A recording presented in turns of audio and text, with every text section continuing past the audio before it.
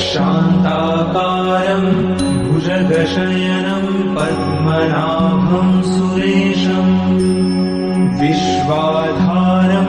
गगनसदृशं मेघवर्णं शुभांगं लक्ष्मीकान्तं कमलनयनं योगिभिर्ध्यानगम्यं वन्दे विष्णुं भवभयहरं सर्वलोकैकनाथम्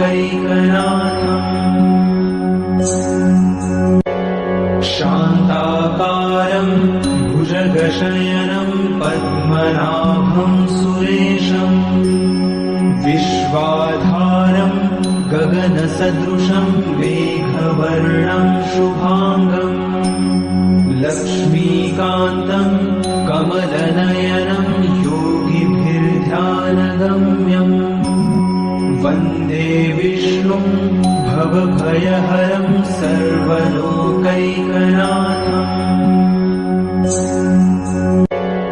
शान्ताकारं भुजगशयनं पद्मनाभं सुरेशं विश्वाधारं गगनसदृशं मेघवर्णं शुभांगं लक्ष्मीकान्तं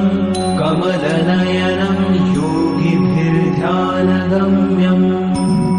वन्दे विष्णुं भवभयहरं सर्वलोकैकनाथम्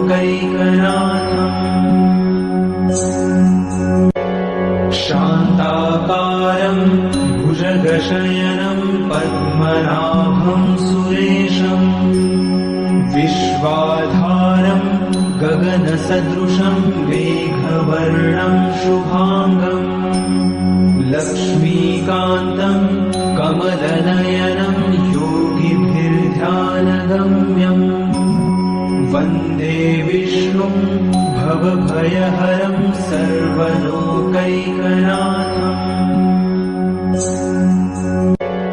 शान्ताकारं भुजगशयनं पद्मनाभं सुरेशं